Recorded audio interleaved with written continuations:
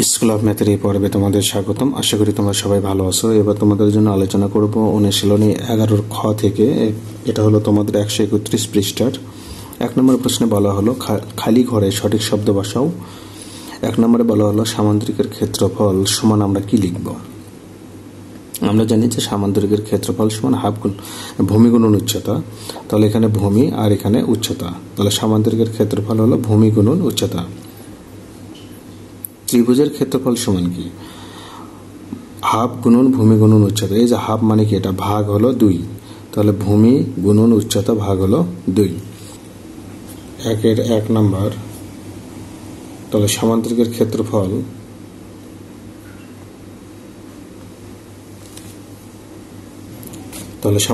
ক্ষেত্রফল সমান ভূমি গুণন উচ্চতা।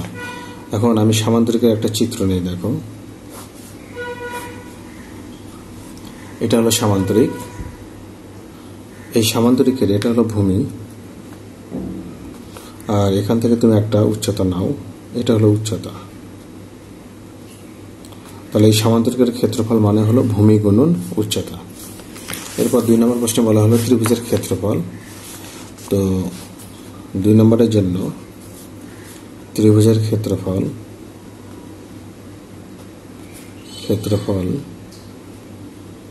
সমান আমরা লিখব ভূমি গুণন উচ্চতা ভাগ হলো 2। আমরা মূলত সূত্র লিখি এভাবে, ত্রিভুজের ক্ষেত্রফল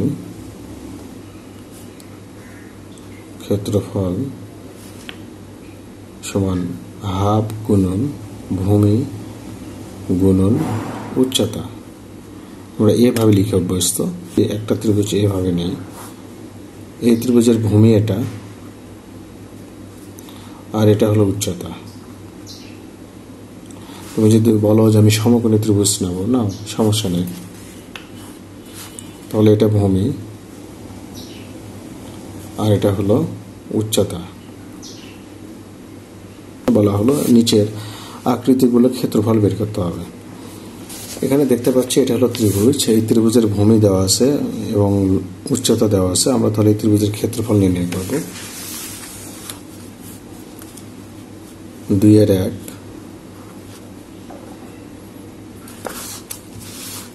তাহলে দেওয়া আছে 2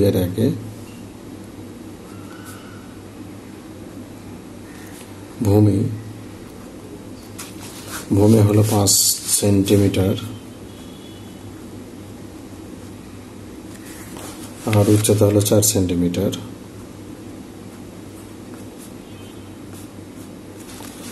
তাহলে অতএব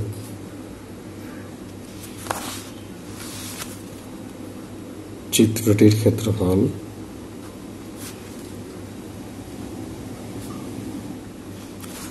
হাফ গুণন ভূমি গুণন উচ্চতা। তাহলে এখানে হাফ গুণন ভূমি হলো 5 গুণন উচ্চতা 4। আমরা 2 দিয়ে যদি কেটে দেই, 2 দুগুণ 4, তাহলে 5 দুগুণ 10 বর্গ সেন্টিমিটার। এবার 2 নম্বর চিত্র। এখানে আমরা দেখতে পাচ্ছি এটাও ত্রিভুজ, এই ত্রিভুজের ভূমি হলো 9, উচ্চতা হলো 6। তাহলে ভূমি সমান 9 সেন্টিমিটার, উচ্চতা সমান 6 সেন্টিমিটার। তো অতএব চিত্রটির ক্ষেত্রফল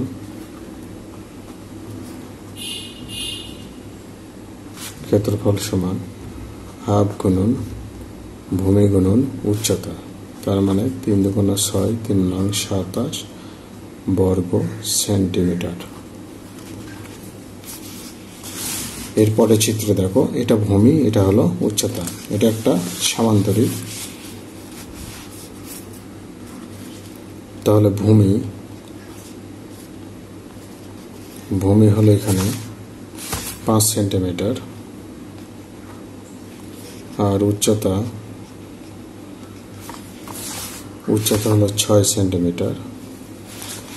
অতএব চিত্রটির ক্ষেত্রফল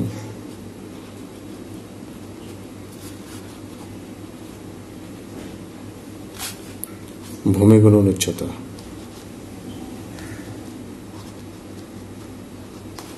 তার মানে 5 গুণন 6 মানে 30 বর্গ সেন্টিমিটার। আমরা দেখতে পাই ভূমি 2 মিটার আর উচ্চতাই হলো এখানে 10 মিটার। তাহলে চিত্রটির ক্ষেত্রফল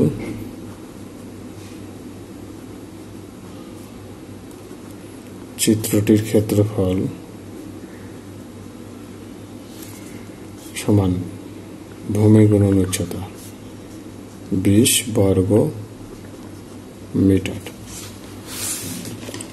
এরপর একটি আয়তাকার ধান ক্ষেতের প্রস্থ হলো 750 মিটার, দৈর্ঘ্য হলো 1200 মিটার। ধান ক্ষেতটির ক্ষেত্রফল কত? এওরই বের করতে হবে। তো আমরা 3 নম্বরে লিখব ধান ক্ষেতের প্রস্থ হলো 750 মিটার, ধান ক্ষেতের দৈর্ঘ্য 1200 মিটার।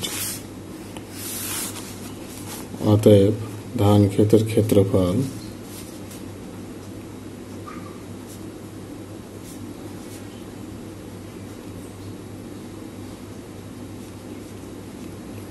দৈর্ঘ্য গুণ প্রস্থ, তাহলে এখানে 0 3টা 5 বারং 60, 7 বারং 84, 84 85 87 88 89 90। তাহলে এত বর্গ মিটার। এখন আমরা জানি 1 এওর সমান 100 বর্গ মিটার। তো আমরা যদি 100 দিয়ে ভাগ দেই, 2 4 5 2 4 5, 100 দিয়ে ভাগ দেবো, তাহলে এত ইয়র।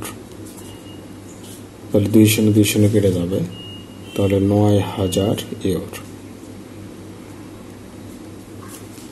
দেখো 4 নম্বর প্রশ্ন, যে একটা আয়তাকার পার্ক রয়েছে যার প্রস্থ হলো 50 মিটার, ক্ষেত্রফল হলো 4250 বর্গ মিটার, এর দৈর্ঘ্য কত সেটা বের করতে হবে। তাহলে আমরা কাজ করব, আমরা লিখব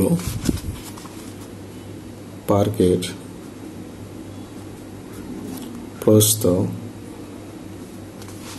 সমান হলো 50 মিটার, তাহলে ক্ষেত্রফল, পার্কের ক্ষেত্রফল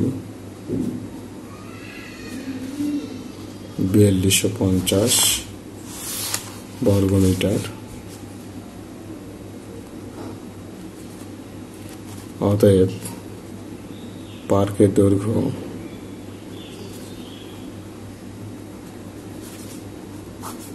ক্ষেত্রফল ভাগ হলো প্রস্থ। 0 কেটে দাও, তাহলে 5 8 40, 5 5 25, 85 মিটার। এটা হলো পার্কের দৈর্ঘ্য। এর পরের প্রশ্ন দেখো, একটি ত্রিভুজের উচ্চতা হলো 0.8 কিলোমিটার, এর ক্ষেত্রফল হলো 1.2 বর্গ কিলোমিটার, ভূমি কত মিটার সেটা বের করতে হবে। তাহলে ত্রিভুজের ক্ষেত্রফলের সূত্র আমরা লিখব, তার আগে লিখে নাও উচ্চতা, ত্রিভুজের উচ্চতা সমান হলো 0.8 কিলোমিটার। তারপর ক্ষেত্রফল,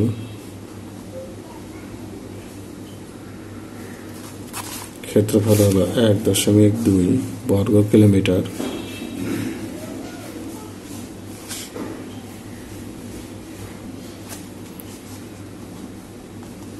ক্ষেত্রফল সমান হাফ গুণন ভূমি গুণন উচ্চতা। এটা সূত্র আমরা লিখলাম। তো এখান থেকে আমরা 2 যদি এ পাশে আনি, তাহলে 2 গুণন ক্ষেত্রফল সমান ভূমি গুণন উচ্চতা। এখন আমাদের ভূমি বের করতে হবে, তাহলে আমরা লিখতে পারি ভূমি সমান, তাহলে এই উচ্চতা এবার শেষে ভাগ হয়ে যাবে, সেটা আমি আবার এই পাশে লিখলাম। তাহলে 2 গুণন ক্ষেত্রফল ভাগ হলো উচ্চতা। এখন 2 গুণন ক্ষেত্রফল হলো 1.2 আর উচ্চতা হলো 0.8। তো দশমিক যদি উঠে যায়, দশমিক তুলে দাও, উপরে 10 নিচে 10 গুণ হয়ে যাবে, 10 কেটে যাবে।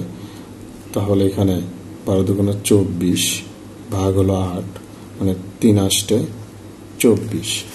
তাহলে সেক্ষেত্রে আমরা এখানে পেলাম 3 কিলোমিটার। এটা উচ্চতা, এটাই হলো ভূমি। সর্বশেষ প্রশ্নে দেখো, তোমরা এখানে দেখতে পাচ্ছ যে এখানে চিত্রে একটি চতুর্ভুজ আকার মাঠের কর্ণ দেওয়া হলো 30 মিটার, এটা হলো কর্ণ। আর অপর দুইটি কোণ থেকে কর্ণের দূরত্ব, এই কোণ থেকে কর্ণের দূরত্ব হলো 22.5 মিটার, আর এই কোণ থেকে এই কর্ণের দূরত্ব হলো 15 মিটার। তাহলে এই চতুর্ভুজের ক্ষেত্রফল কত? আমরা এখানে যদি চিন্তা করি যে এই ত্রিভুজ, তাহলে এই ত্রিভুজের দেখো এটা হলো ভূমি, এটা হলো উচ্চতা। তাহলে আমরা এখানে হাফ গুণন ভূমি গুণন উচ্চতার সূত্র ফেলতে পারবো। আবার যদি চিন্তা করি এই ত্রিভুজ, দেখো এই ত্রিভুজের, তাহলে এটা হলো ভূমি, এটা হলো উচ্চতা, তাহলে হাফ গুণন ভূমি গুণন উচ্চতা। আমরা দুইটা ত্রিভুজের ক্ষেত্রফল বের করে যোগ করব। তো সেক্ষেত্রে আমরা এখানে লিখতে পারি, তাহলে আমরা এখানে লিখব 6 নম্বর,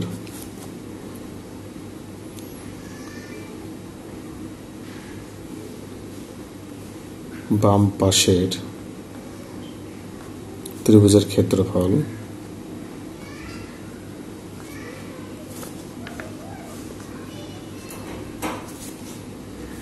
হাফ গুণন ভূমি হলো তোমার 30 গুণন উচ্চতা হলো 22.5 এত বর্গ মিটার।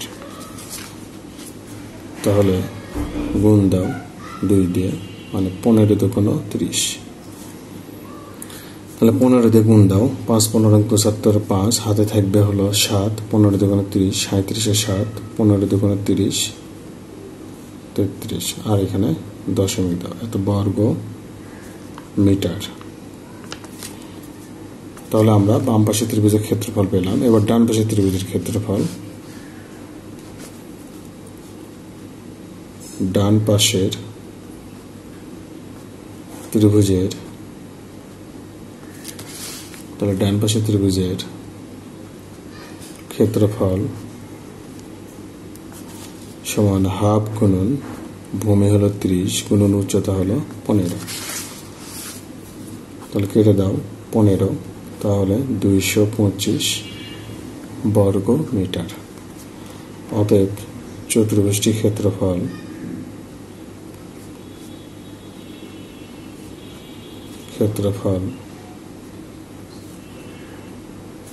সমান 337 যোগ 225 এত বর্গ মিটার। তাহলে যোগ করলে 7 5 12 2 হবে, অর্থাৎ 562.5 বর্গ মিটার। এটা হলো চতুর্ভুজের মোট ক্ষেত্রফল।